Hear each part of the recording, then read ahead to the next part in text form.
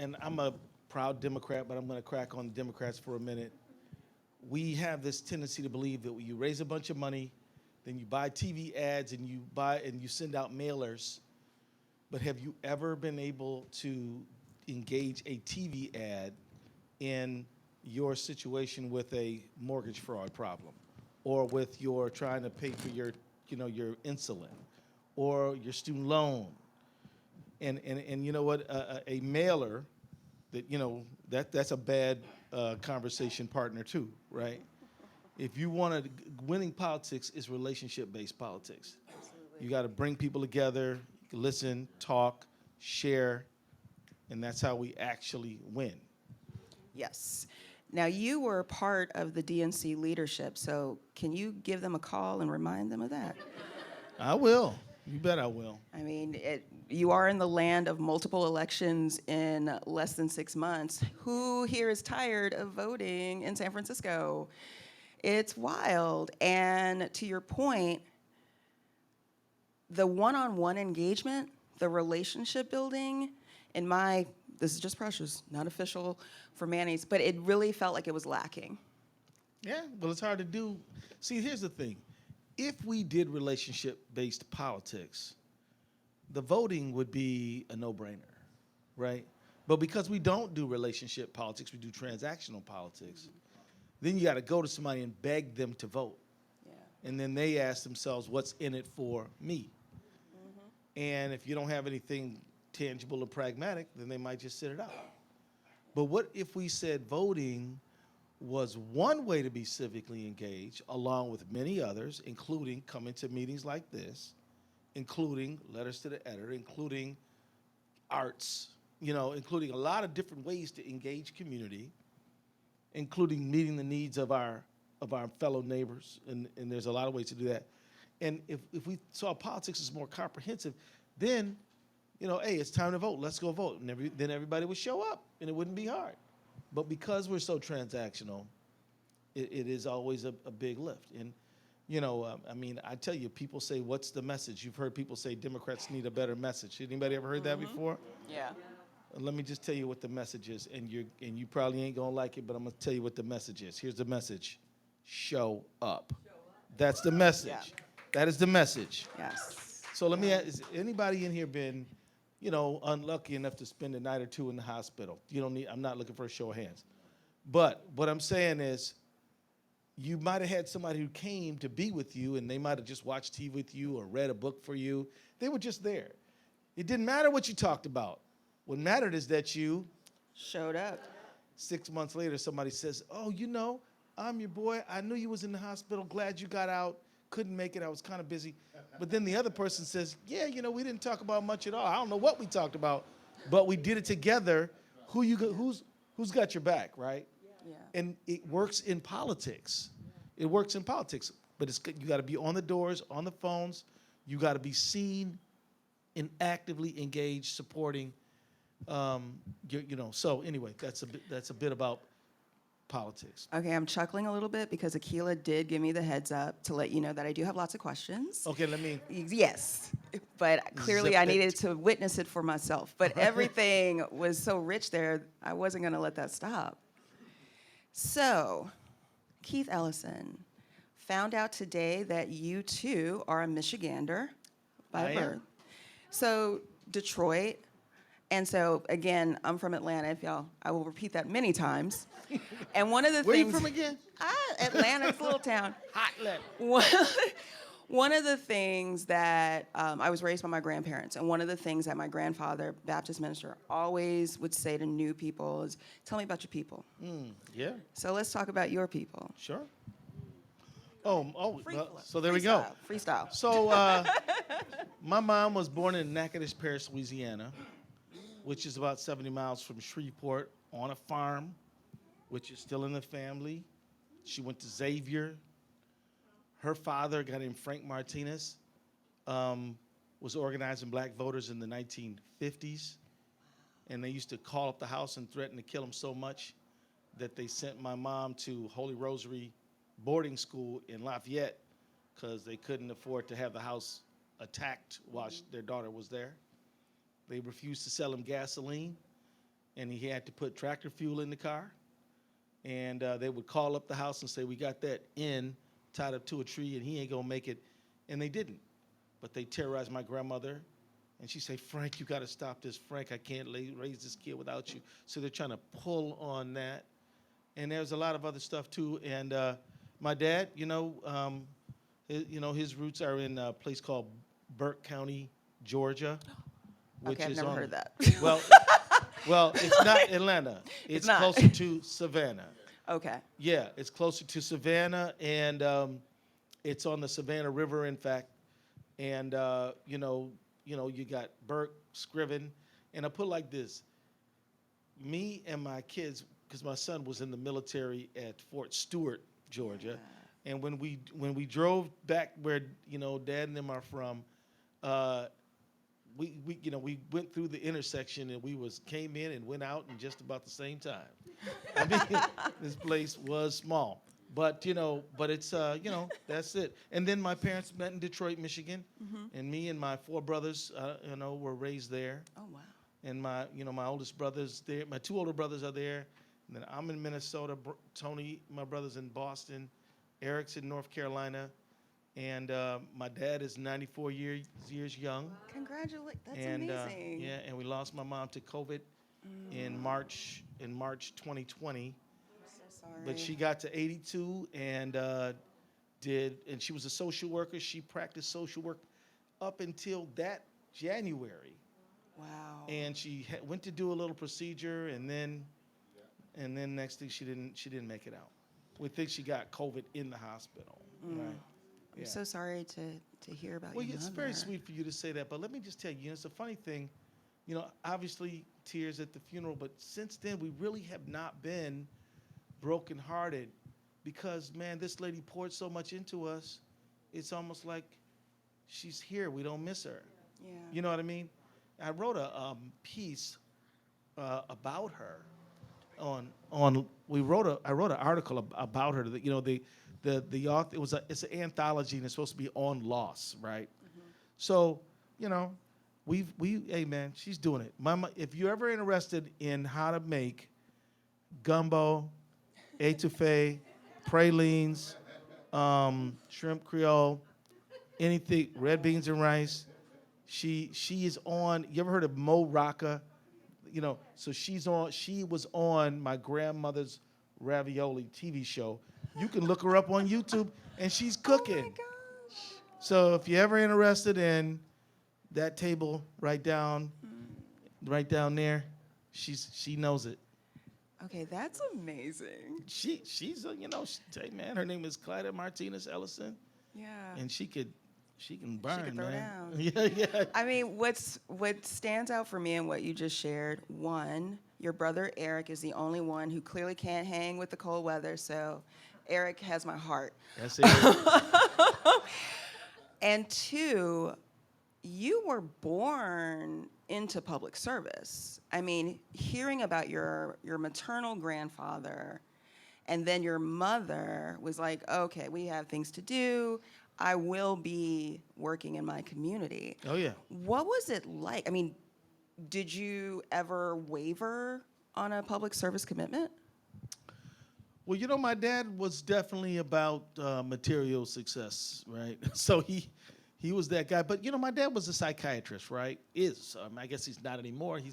He's a professional CNN watcher, Oh, wow. That's what he does. Does he know that they're going to get rid of the running news thing at the bottom? I hope he's ready. He can't barely see it anyway. But my dad was one of those folks. My dad was born in 1928, and he grew up at a time when it was an act of rebellion and civil rights advocacy for a black person to own a car. So for him, I mean, today it looks like just consumerism, but for him, it was like, these people are trying to stop me from doing my thing. So that's kind of how he saw the world, and he approached it. And, my dad, I had a job at a big law firm when I got out of law school, and then I quit and started running something called the Legal Rights Center, I was a director of Legal Rights Center, which was basically a public defender office. And he says, what is you doing? Are you crazy? I brought him to this silk stocking law firm, and he was like, "Man, this is nice," you know. And then he's in a 2-story walk up, you know, and he's like, "Brother, I do not understand what you're doing here," you know. So that's my dad. Did you making any money over there? I mean, that's his perennial question. So. I'm chuckling because your dad and my dad should meet up. Because when I went to law school and I started at Alston and Bird, and did the whole, the black family will all show up Right. after church on Sunday, so everyone's really dressed up, and you're just like, you don't need to do that. But so I still remember, it's been years, but brought them up 41st floor, was really feeling myself because 41st floor. Yep. Though I had no window, but I was on the 41st. I could find the windows. That's right. Showed the artwork, the conference rooms, all the things, and my dad was very pleased. Yep. My grandfather was still asking, so when are you going to get a PhD? And I was like, no, we are done. We are here. We are in the oasis. And so when I moved out here, I did not make plans to sit for the bar. And my dad was like, what? What do we do? What is this? He was like, why did you do all this? And trying to explain the work that I've done since I've been here, I always have to preface with but okay, if things go south, I promise I'll sit for the bar, try and do it again. Because, I think it's just that generation. My dad is 78. Yeah. And he's just like, no, we need some coins. We need some coins. So, well, let's kind of pivot back to, your biography fascinates me. On the one hand, it's very linear. House of Representatives or State House, Congress, leadership within the party, and then kind of one might say a hard swerve back. So we were talking a little bit earlier. Sure. Tell everyone who's not familiar a little bit about the Linder complaint. This was something that happened while Attorney General Ellison was in the State House. Yeah, so let me tell you, I was 34 before I liked or trusted any politicians, right? I got a chance to meet a guy named Paul Wellstone, who was just like, I'm like, wow, you can actually stand up for what you want to believe in and be an elected public official too at the same time? How do you do that? Well, he was doing it. So he kind of turned some lights on in my head, but so I was 39 before I before I was an elected official at all. Before that, I was doing basically civil rights law type stuff. So you get to the State House and they tell you, first thing you need to do as a freshman is shut up, sit down, and listen up. And maybe in 10 years, you might be able to carry a bill or something. I went in there and did the exact opposite. Anyway, nowadays in state legislatures, it's open pitch battle between hard right Trumpkins and progressive, and then everybody else is just trying to find their way. But you could see the seeds of it back in them days.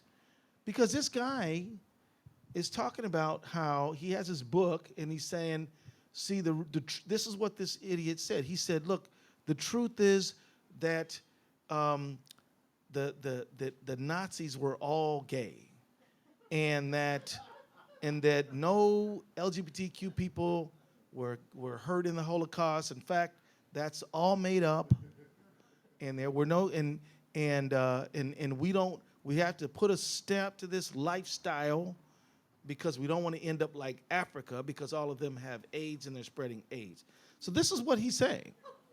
So before I even knew it, I was on my feet demanding to be heard, denouncing what he said, calling on him to, and I said, look, you are dishonoring the House with this bigotry and this hate, and we need to have an ethics hearing on whether you're dishonoring the House through all this hate.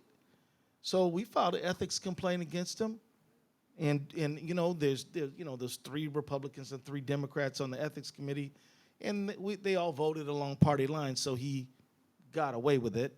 But we put him through it. And he had to answer, and he had to explain, and we definitely made him look like the bigot that he was and is, even to this day. I think that really goes back to what you said. What can we do? Show up. Got to show up. Yeah. I mean, it's almost like in that instance, that's the memory, what he said and how you reacted, not the outcome Right. of the complaint. I agree 100%. I mean, you cannot judge your decision to act based on what the outcome is because you don't know what the outcome is. And sometimes you win even if you don't, quote unquote, win. Well, he had to quit. He was out of the legislature after that because he was in such disgrace, couldn't run again. We made the world know what a clown he was. And so we ended him, but we didn't get him kicked out.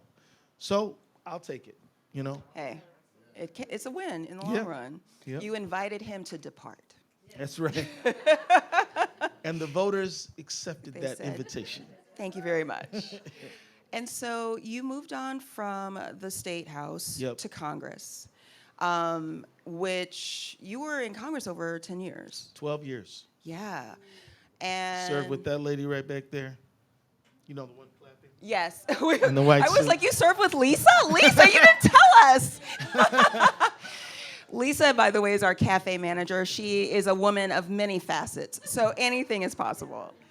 So one of the things about your time in Congress, and I explained, like, for those of you who don't know, Attorney General Ellison converted to Islam in college. Yeah. And a lot of the narrative in the mainstream around the faith is very closed-minded. And so the reality, which you are, is the opposite of that. You, of course, were a member of the Progressive Caucus. I was but a share of it. Yeah. Yeah. The Arts Caucus, keep it cute, the Congressional Black Caucus, and the LGBTQ Caucus. Absolutely, yeah. And I have a multitude of questions in that question, but what was it like in Congress at that particular time? Because you were there before Obama and before the I don't know what the word is. So 9/11, 2001. I go to Congress in 2007, late 2006, January 3rd, 2007. So the level of anti-Muslim hate was pretty intense at the time.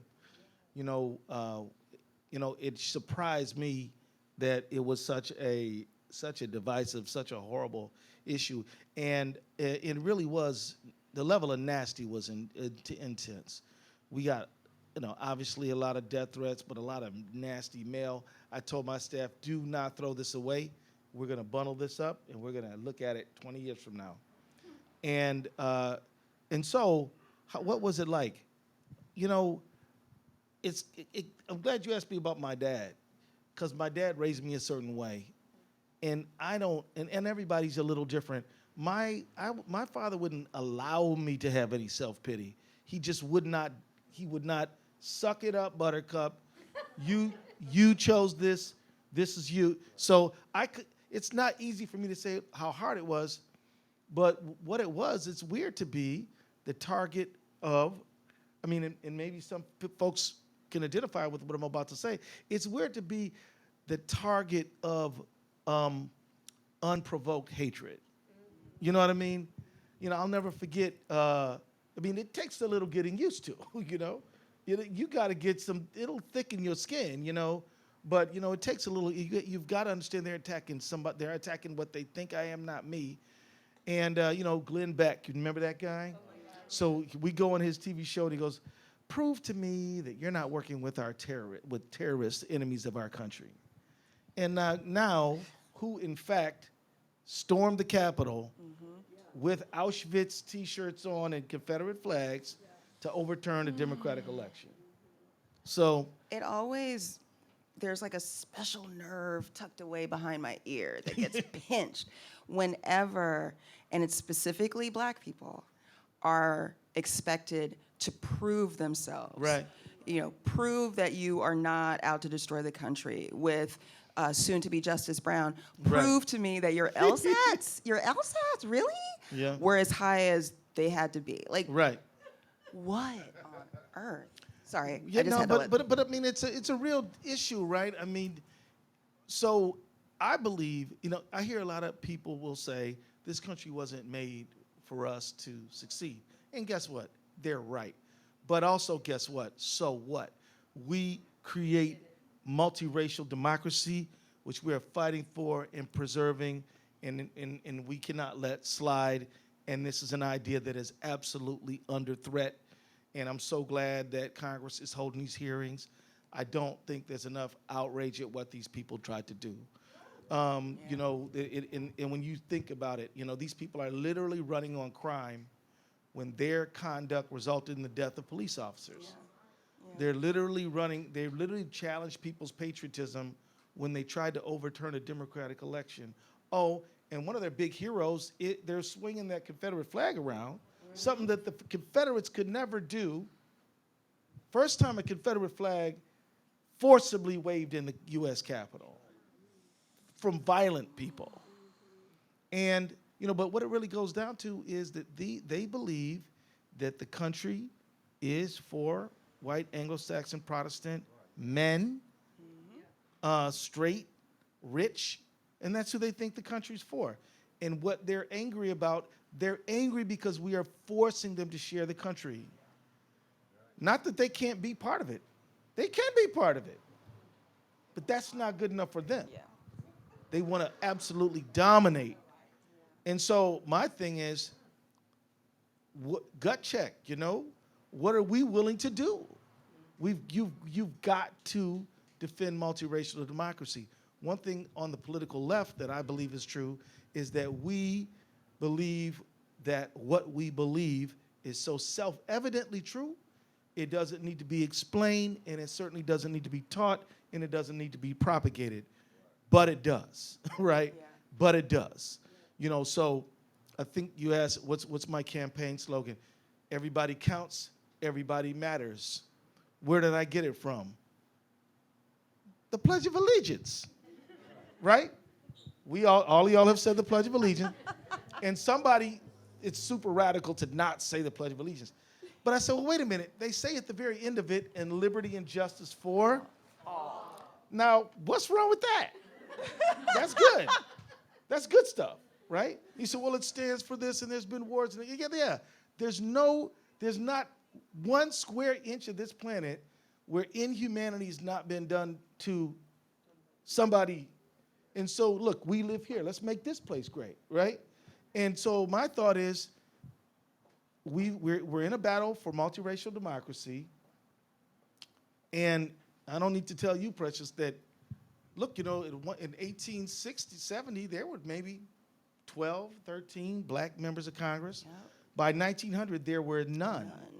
And there weren't any more until 1936, and that one, Oscar DePriest, came from Chicago, not the South. You didn't see black representation from the South for another 40 years after that. What I'm telling you is, what we, you know, us women and brown and black people and gay people and progressive white men, us walking around here like we're free, we think that's permanent. It is not. Yeah. You have got to stand for it. You have got to defend it. You've got to protect it. And you don't, I'm not suggesting anything violent, but you've got to write about it. You can write a song about it. You can write a poem about it, but you've got to be about it. Because if you don't, they will take it from you, and it won't take long. I mean, look at this. Look at this thing. Everybody's seen A Handmaid's Tale, right? Yeah. For some of them, that is a blueprint. They're not kidding about that. I mean, you talk to some women who are. That's why we need the intergenerational conversation. You talk to a woman who's 70 years old who may have used to take other women to deal with a pregnancy, unwanted pregnancy. They know what it means to have somebody torn apart inside, right? We don't know, because we were born in the 60s or the 70s or the 80s or the 90s, so we don't know. But they know. We've got to say, honey, you sit down. I'm going to explain something to you, right? This is how it was, you know? Yeah. And this is the intergenerational conversation we've got to have. We've got to have some folks who are in their 70s and 80s saying, let me tell you what they're trying to drag us back to. Because, anyway. You know what's interesting, and having Tisha right here in the front, she's definitely one of, I'm presuming 7. Perfect. She is one of those people you're talking about. She's been at every event we've had on Roe. She has stepped up. She's talked about the work that she did as a nurse, the nonprofit she started in Let's the get community. a hand for her. Yes. Yes, Tisha. And Joelle.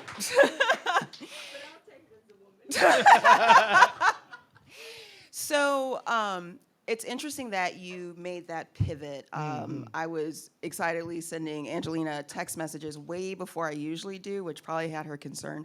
But there's a documentary that was released today on HBO Max called The Janes. I didn't even know. I didn't know either. It just popped up in my feed. And so what is so powerful about that is your whole point about show up. The Janes were a group of women in Chicago who started this anonymous underground safe abortion providing service.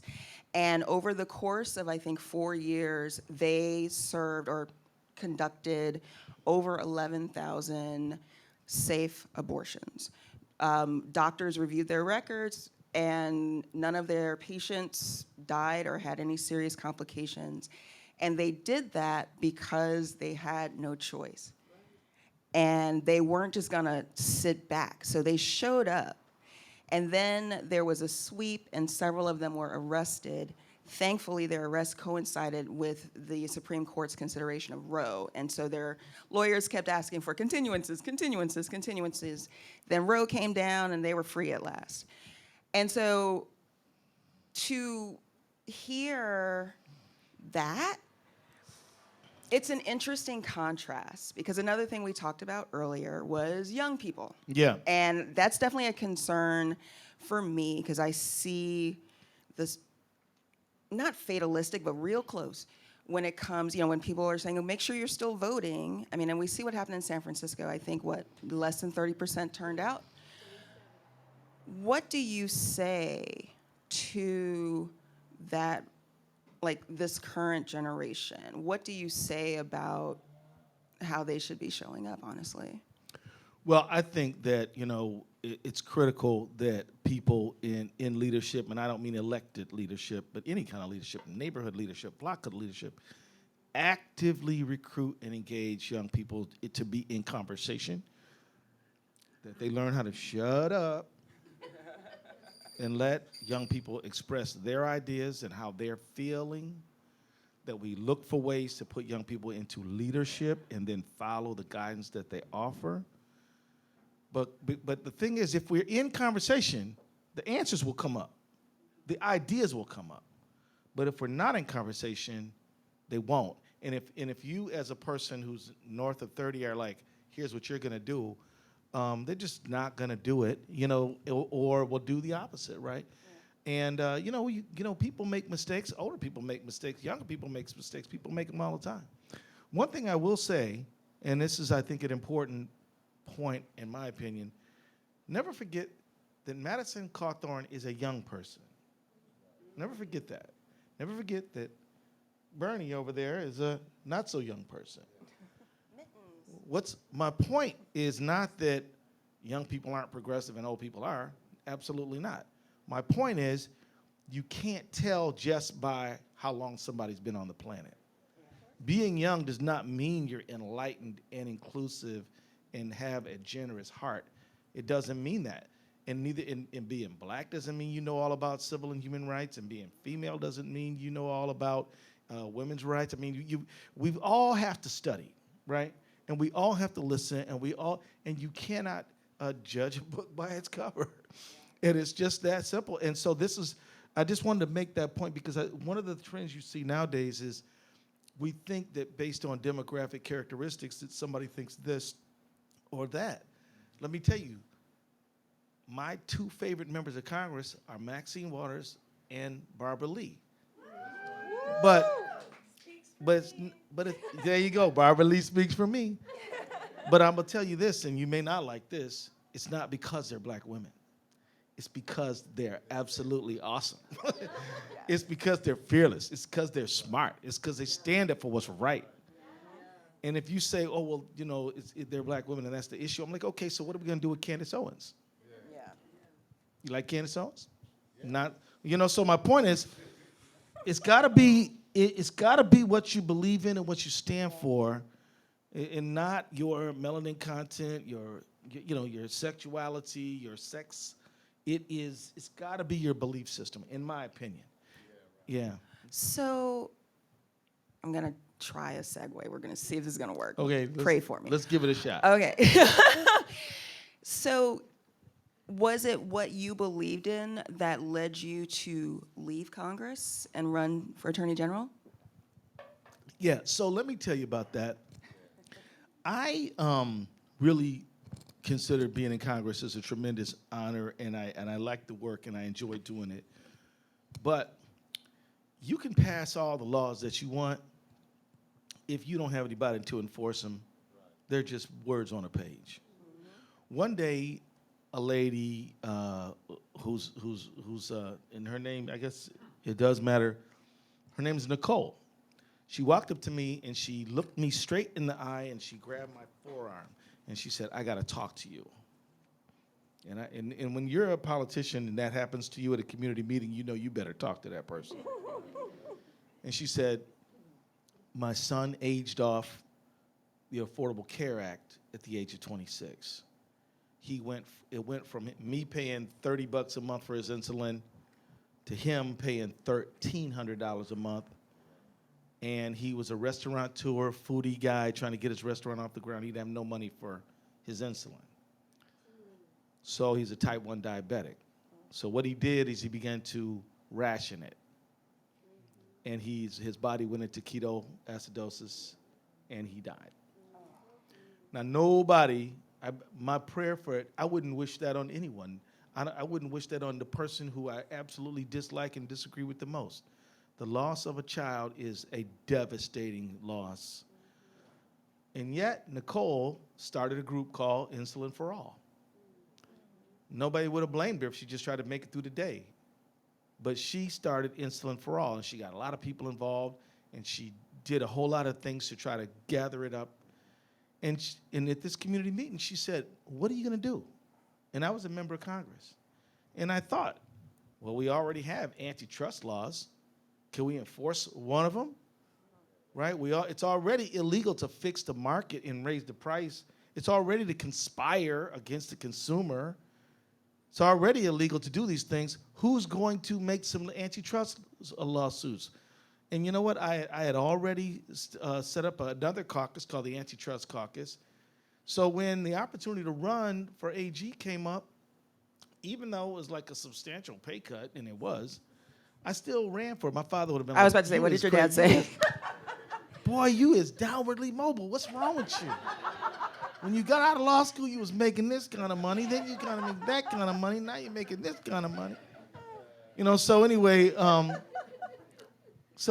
but it's been great. We got several more lawyers in our antitrust group. We're suing ExxonMobil right now for their lies about climate change. We're suing Juul. We're suing. We're in a lawsuit against 20 generic drug manufacturers because of illegal price fixing. We're suing and so many problems are antitrust problems. Think about the opioid crisis. That's because Purdue is just a big giant. And I know we're in the land of big tech, but I'm gonna tell you, there's other companies besides Google that can provide a good search engine. They shouldn't be able to dominate everything. Neither should Amazon, neither should Facebook, none of them. It's all wrong. And I'm not against these companies. I think it's fine for them to exist, but it's not fine for them to exist in such large, dominating amounts that new entrants can't come in. They can hold down wages. They can stick up prices. And by the way, how come internet's so much cheaper in Europe than it is here? Right?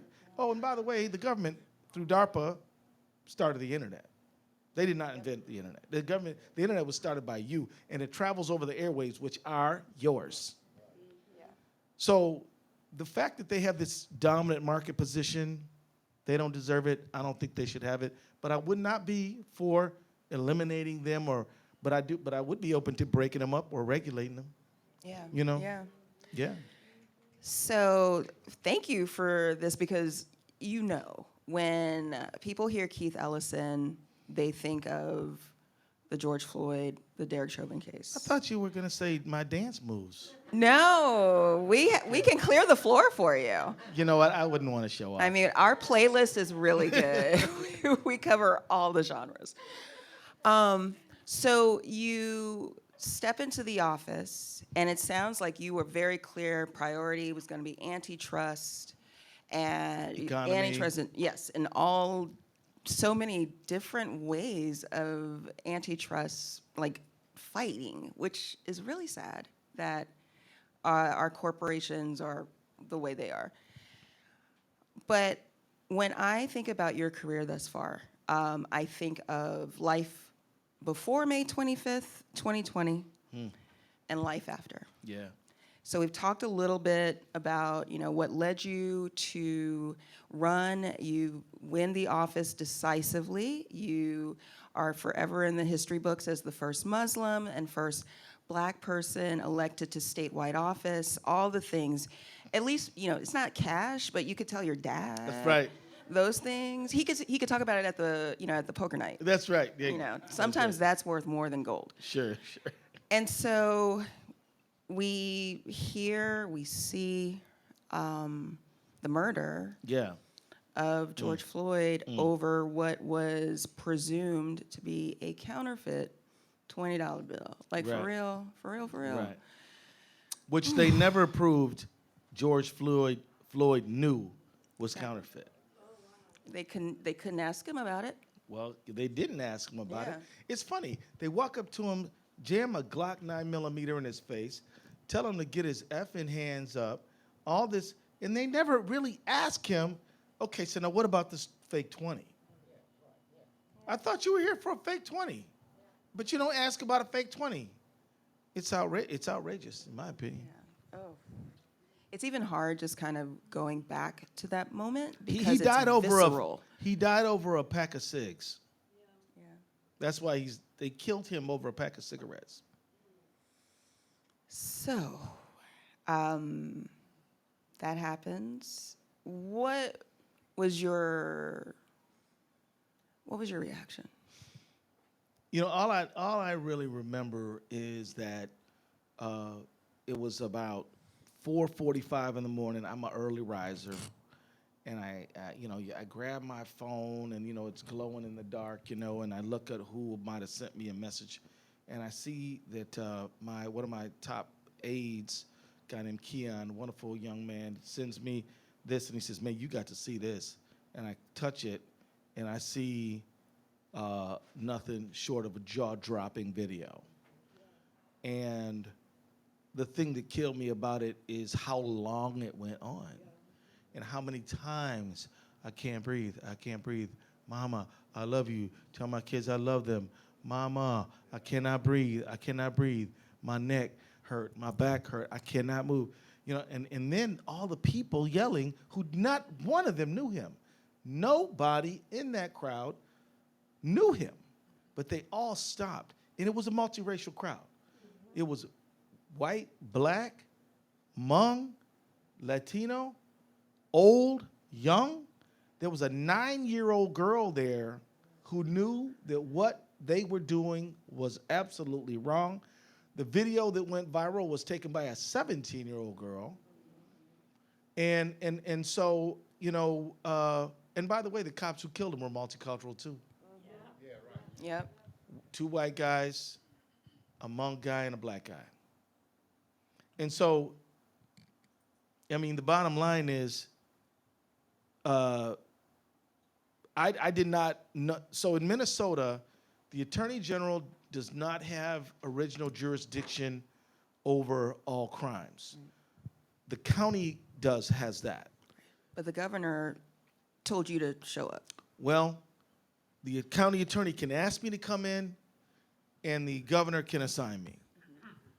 And so the county attorney had a bunch of other issues that made people not trust him. And then he gave a press conference where he said, well, we're still looking at all the evidence. There's a lot of things that are inconsistent with guilt. And that night, the precinct got burned down. It inflamed people to an extreme degree. And so then it was like, look, if I assign you this case, you ain't gonna embarrass me and tell you don't want to do it, are you? But I also knew this is, a lot of smart people told me, don't do this. You call Tim up. The governor's a good friend of mine. He and I went to Congress together. We left Congress at the same time. He went to the governor's office. I went to the AG. We did not coordinate this. It just worked out that way. And smart people who care about me said, you shouldn't take this case because, one, you're probably going to lose. And I know the video's outrageous, but so was 57 blows to Rodney King's head outrageous. You know? And so was the shooting, the execution of Walter Scott, who was shot in South Carolina. So Tamir Rice, that was outrageous. How does nobody get charged shooting up Breonna Taylor? Yeah. So you don't tell me how stunning and how compelling the video is. They move this case to a venue, far-flung place. They screw it up. Next thing you know, bam. So I knew that if we take this case, all in, man, all in 100%, we're going to do everything within the rules of ethics to win this case. And also, and I know this is not popular either, I said, look, if we're going to review this case, and if there's a problem with the case, we're going to say so, and we're going to catch hell for it, but we're not going to be unfair. I'm not going to use the criminal justice system to work out a political grudge. But after we reviewed the case, it was like, not only is this a manslaughter, it's a murder. And so we charged it as that, knowing full well that the Police Federation was not going to appreciate that. And then not only that, these guys aided and abetted him. Yeah. And like, if Chauvin is on the neck and the other guy's pressing down on his back and his chest into the ground, and the other one's holding his legs, and the other one's watching it, guarding it all, what is that but aiding and abetting? If me and you go rob a bank and you stand outside and say, oh, the cops are coming, you've aided and abetted. You're man in the case. You want your money after we, right? You know. She's going to get her cut. She's like, where's my cut? So my point is, and so we charged it like that, without fear, without favor, without overplaying it, without underplaying it, just fair. And what I say to some of the officers who, some of them really, they joined the force because they wanted to help. They joined the force because they do help and they want to serve honorably. What I say to them is, look, Derek Chauvin harmed your reputation more than I ever did by prosecuting him. Mm-hmm. What we need is everybody to join in to hold people accountable when they commit crimes, no matter what kind of piece of metal they have on their chest. Yeah. And if we prosecuted criminal wrongdoing and if you fired people who were incompetent and violated work rules, there's a whole lot of problems we just wouldn't have. Derek Chauvin had over 20 prior complaints. And he wasn't even in the top 10 in the Minneapolis Police Department. Oh, my goodness. Okay, wow. So I'm like, this is impunity, right? We just look the other way on this stuff. Mm-hmm. In fact, 2 cases came to light. One of them that he got federally indicted for because he was on a 14-year-old kid's neck for 17 minutes.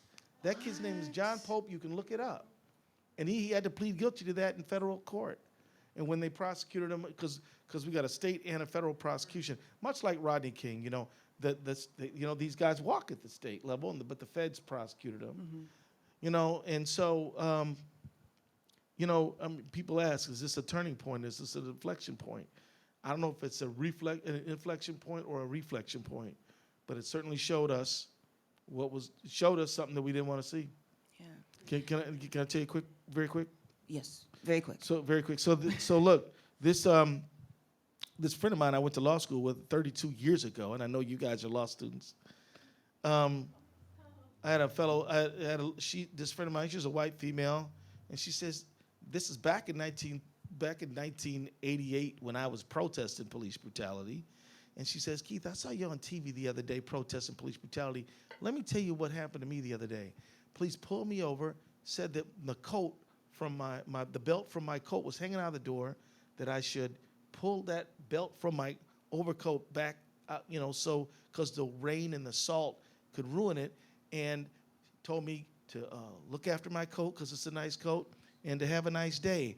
And Keith, that's my concept of policing. And you're criticizing these officers, saying they were, brutal, but I've never seen that. That's not my experience. I'm a upper middle class suburban white woman, and I've never seen what you're talking about. You're a friend of mine, so I believe you, but I'm telling you, I've never seen it. Yeah. Now, she and I have been friends all these years. When the Floyd case comes in, she is sobbing inconsolably.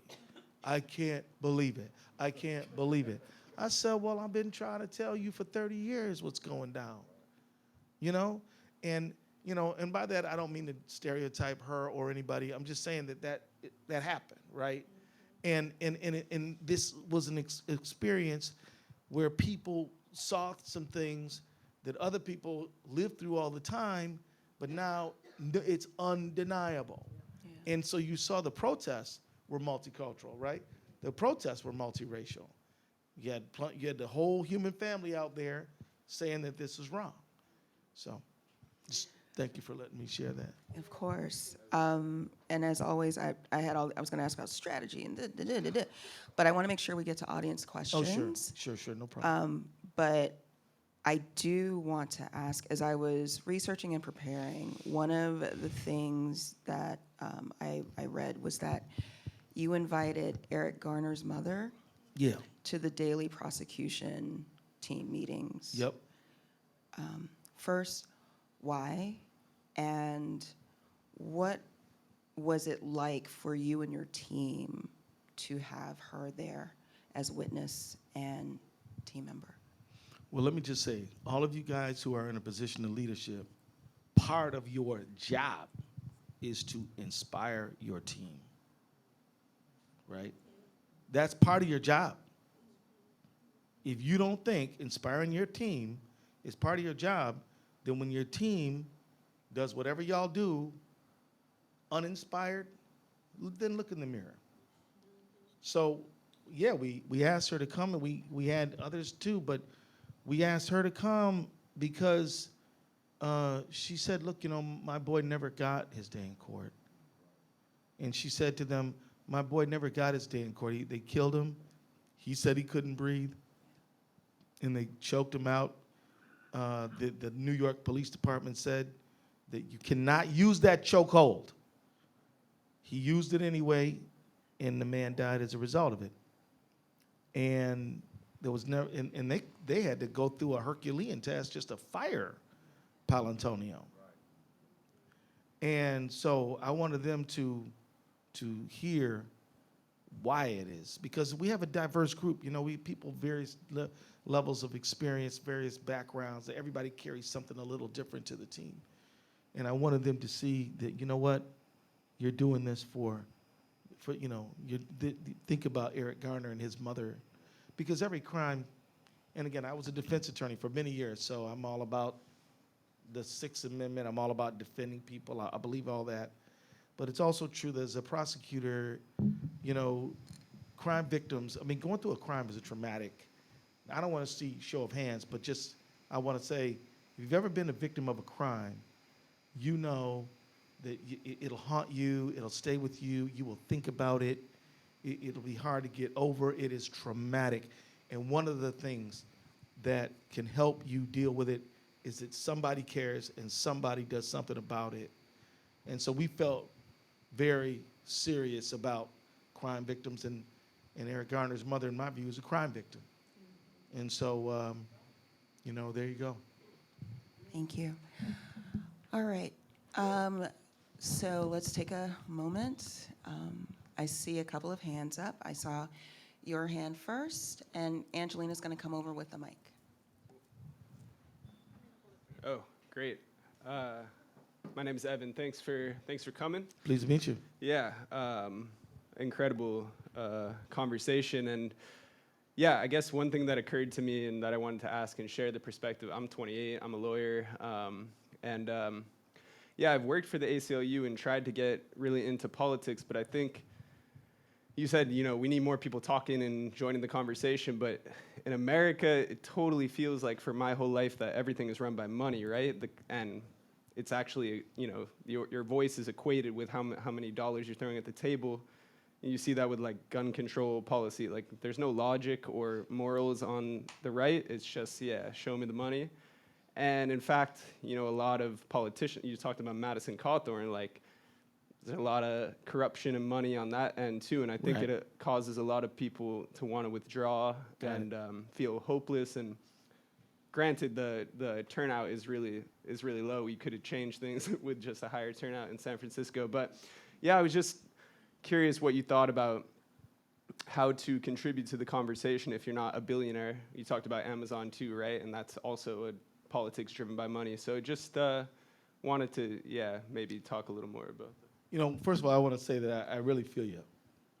At 28, that must mean you were born in 1995, 93. Oh, you're Sagittarian. Right. Same. Okay, sorry. So sorry. So like, here's the thing. I was born in 63.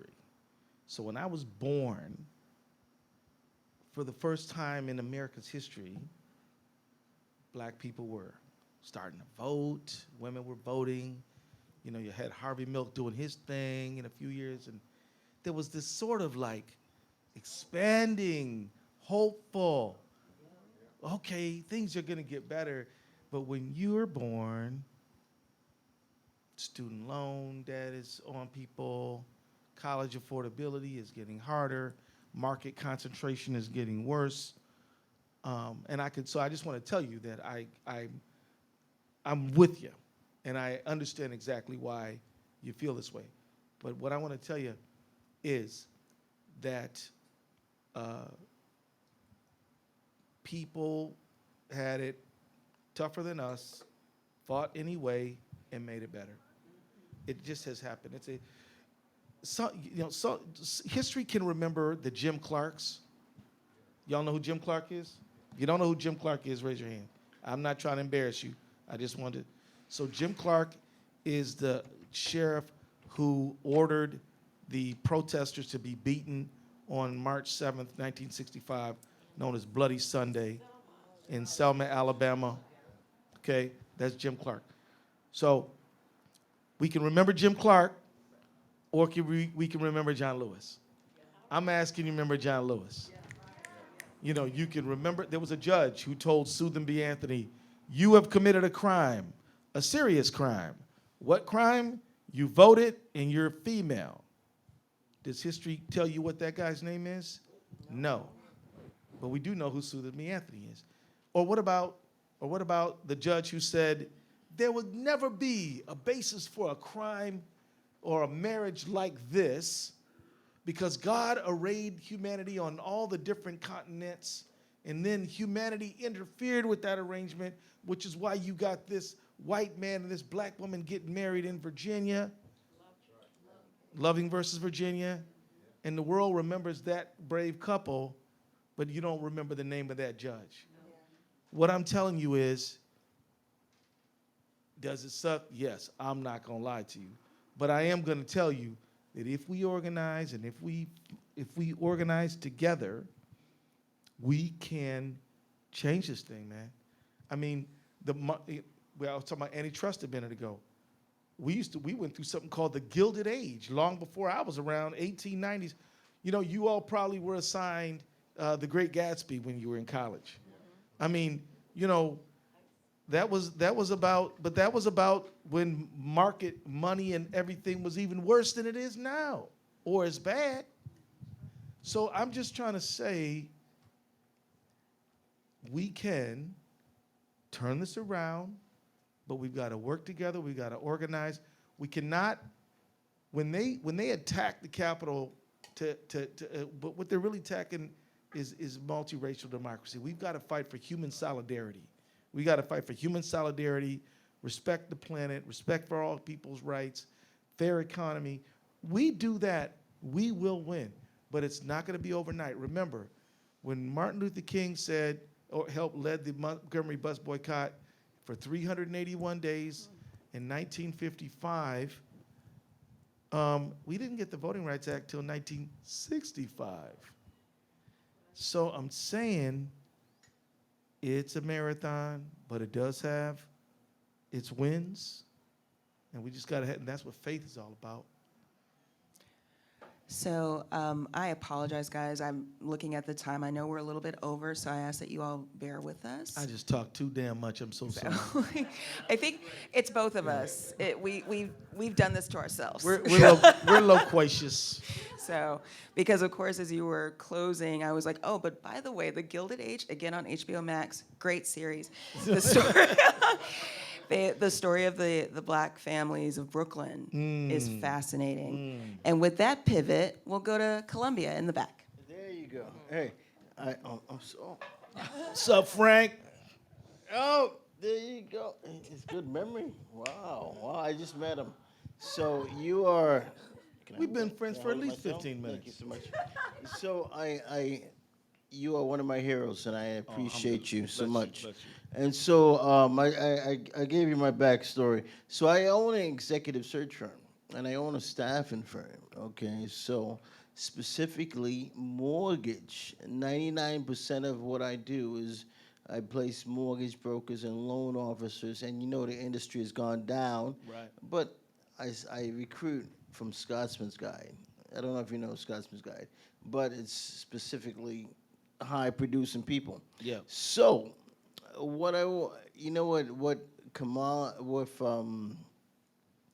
always mispronounce Madam Vice President. Okay. Kamala. Kamala, Madam Vice President Kamala. Okay. I'm from New York, so I will say Kamala. And so I would say Kamala, but You I'm can from also New just York. say Vice President Harris. Harris is really easy. Why? I'm from New York. I say what I want. Okay. So, but New York. again, mortgage. Okay, what she did with the mortgage industry was tremendous. Okay, I made a lot of my money off of George Bush. Okay, tremendously. I made a lot of money off George Bush. It was I even went to the inauguration both. Okay, so yes, I was very Republican. I was. Okay, well, whatever, but I was. But I want to say, what are you doing in Minnesota? I have a lot of clients. I do banking financial services. So Right. I have a lot of clients in Minnesota. Sure. Okay. What are you going to do about, if I may ask, okay, what are you going to do about Minnesota in regards to mortgage and related? And just one more thing. A lot of mortgage brokers, you probably don't know, they use they use a lot of people. One second. They use a lot of people. They use a lot of African Americans. They use a lot of minorities. And a lot of times when I talk to them, because my name is Frank, they always think I'm Italian. Okay, or they always think I'm something else, okay? Frank, out of respect for everyone who's here, I know you're from New York, you know respect. Can we get to your question, please? Because I want to make sure everyone else has a chance My question to will be answered, okay? What are you going to do about mortgage, the mortgage industry in Minnesota? So I'm going to make some general observations because when there are when somebody's under investigation, I can't really talk specifics. But what I will say is we're very concerned about the fact that large numbers of black and brown people with a certain credit score and a certain ability to put up a down payment are being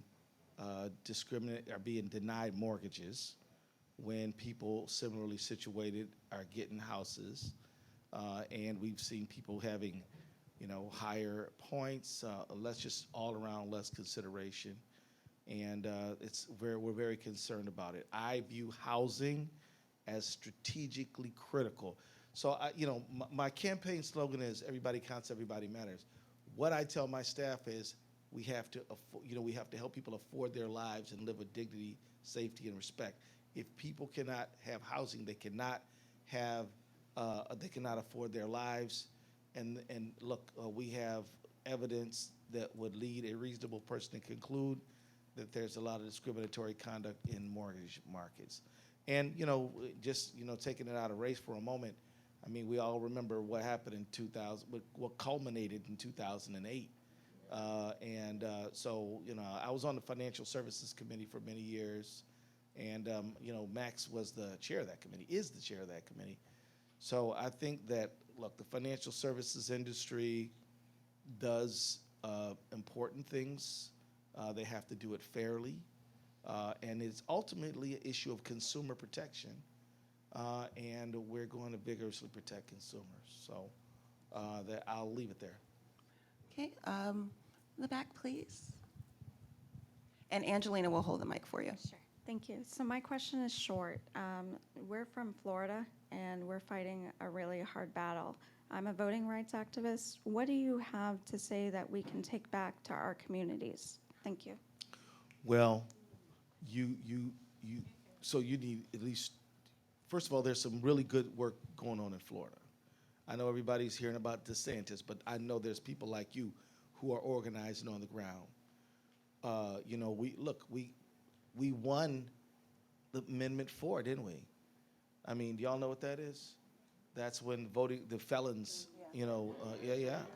We won it. It beat DeSantis, by the way. That ballot measure beat DeSantis. So we've got to litigate. We've got to sue. We've got to organize on the ground. And I'm telling you, Andrew Gillum did not lose by a whole lot. 31,000 votes, and she knows because she worked on that campaign. That's Keela Inslee right there. And so, look, if we can somehow get a grip on Florida and Texas, it's game over for them guys. They know that. That's why they act this way, right? And so what I'm saying is the nation needs a Project Florida. And then, look, Maria was an absolute tragedy, no doubt about it. But a lot of Puerto Ricans moved from the island to Central Florida. The demographics of Florida, we're in a position to win in Florida, and so, but what we've got to do is we've got to make sure that all the new American communities are voting, the Puerto Rican community, which is not a new American community, they're an old American community. And then we've got to contest in places like the Panhandle, we do stuff in Southern Florida, Dade and Fort Lauderdale, and we do stuff in Central Florida, but we got to get busy up in Jacksonville and Pensacola and places like that too. So we can talk more about it, but those are some. I think that it is. We need folks. We need the state party to tighten the game up. Anyway, it's a longer conversation, but thanks for raising it. Okay, who would like the last question? Got a few over this All way. right. Tisha? Since you were such a big, I'm sorry. I hold it for you. Thanks. Since you were such a big part of the DNC, and we keep hearing about, how Biden is just, I was just coming back from Michigan, and the guy next to me was listening to Fox News the whole time. And on the bottom, it kept saying, Democrats turn against Biden. And I thought, okay, that's Fox. But I don't think that we're getting it out well enough about how well he's doing, but I don't hear. I agree. From your experience of having been with the DNC and what it's currently doing, do you really see anything that's really coming to terms with what the need is to get better messaging out?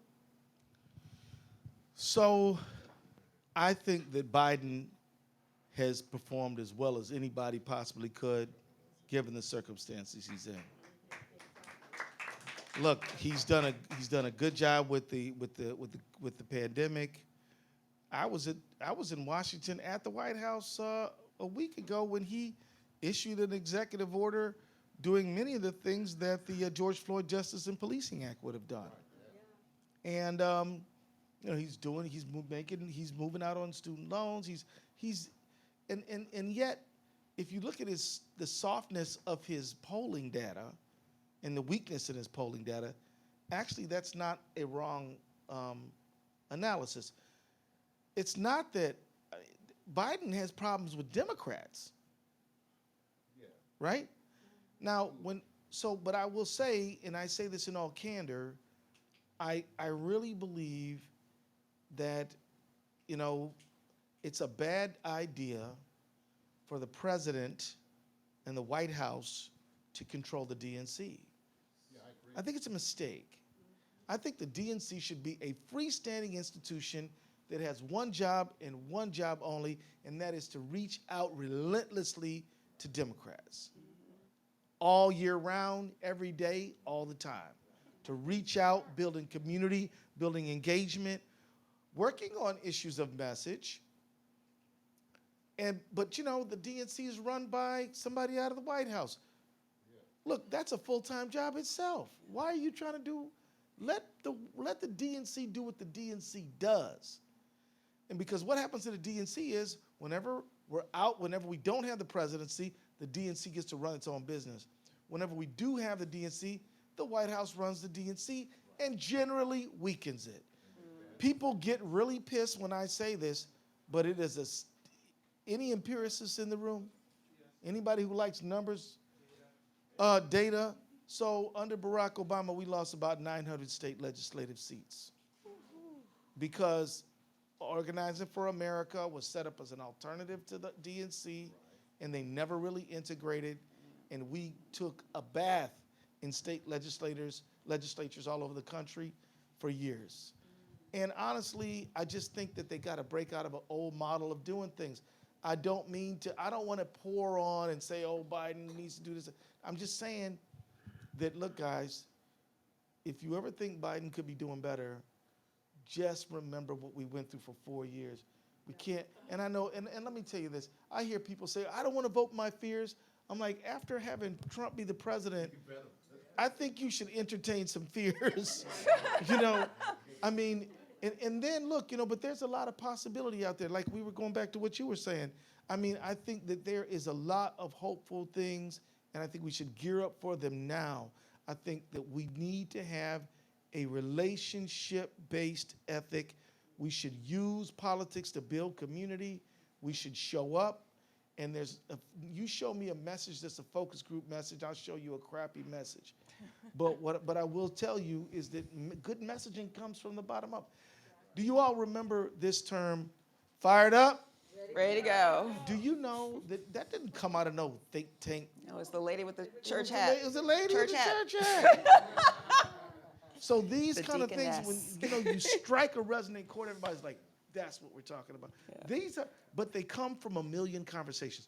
A politician who knows how to talk to her or his people is a politician who talks to them a lot, and has heard stories and has heard about people's struggles with insulin or struggles with starting a business or talk to people who lost their farm or talk to people who are trying to pay student loan debt. You talk to people and you'll get it. But I'm telling you, an ad is a bad conversation partner. It just is. Anyway. All right, we were told by Akila to take the last question. So shoot up the hands. Who has? Okay, perfect. Close us out with a good one. All right. A lot of pressure, man. All right, man. Wow. Let's see if I can step up. There you go. Overtime. Well, thanks for coming out here. I'm sure the airplane ride was long, but I do want to ask you about organized labor. Yeah. And I know in I think it was 2017 you were working on a bill, and you talked about corporate power, and always the check on corporate power is organized labor. And I think it was a couple weeks ago, Congress was having some hearings, and that fella, smart dude, who was trying to organize he's the president of the Amazon union Yeah. over in New York. Christian Smalls? Yeah, awesome dude. And he schooled some of those congressmen, just kind of gave them some basic facts of the struggles Good. that a lot of the organized laborers have to face and the challenges they face. As an attorney general, and maybe also answer this as a potential as a political candidate, how can we level the playing field for the against the Amazons of the world, the WalMarts, even the Googlers and the some of the big tech firms that are notoriously opposed to organized labor? Well, everything you said, I completely agree with. From a standpoint of an AG, one of the things I did is I started an anti-wage theft unit at my office. So what that means is that if you steal a worker's wages, they complain to me, I'm going to sue you civilly, maybe even criminally. And we have returned in the time that we've had it up on its feet, we've returned tens of thousands of dollars. We're coming up on millions because we've just been going after these wage thieves.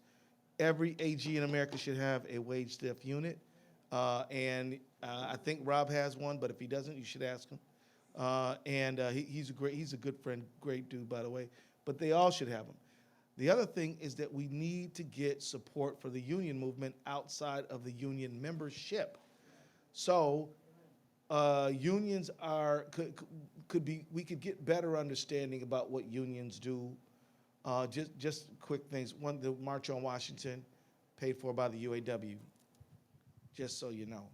Oh, and when we lost Martin Luther King, they did have to be dragged in kicking and screaming, but they did show up. AFSCME supported the strikers in Memphis, Tennessee, and that's where we lost King, right? When he was marching with sanitation workers, but AFSCME was in on that. So now we have a new union movement, and it's doing pretty good. Yeah. It's doing pretty good. You see Amazon, you see Starbucks, you see all these things, but we need to support this movement. And if we do, you're going to see wages go up. You're going to see work safety go up. You're going to see accountability increase.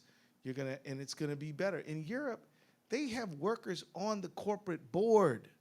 Wow.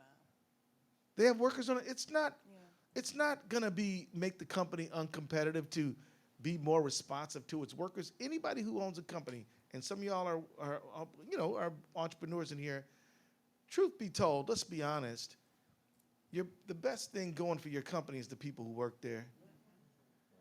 And if you pay them fairly, and if you treat them with respect, you let them have their vacation, you listen to them, your business will be more profitable. And so but the truth is, we don't live that way. We have a philosophy of screw the worker, screw the consumer, take as much as we can per quarter, which introduces what?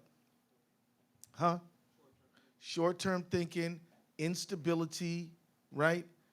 And introduces risk. So we've got to do this thing. The corporate entity is too much power in American society to just walk around with no accountability. We've got to get involved, and we've got to get on the corporate boards. We've got to get union members on the corporate boards. How do we do it? A lot of public education, a lot of public support, churches, mosques, synagogues. We need to have them have a pro-union argument, right? But it's a long conversation, but I'm glad you raised it. Thank you very much. But it's not, unionization is not a threat to market economy. It actually makes it more stable and better. Yeah. All right, y'all. Thank you. All right, a round of applause. Yes.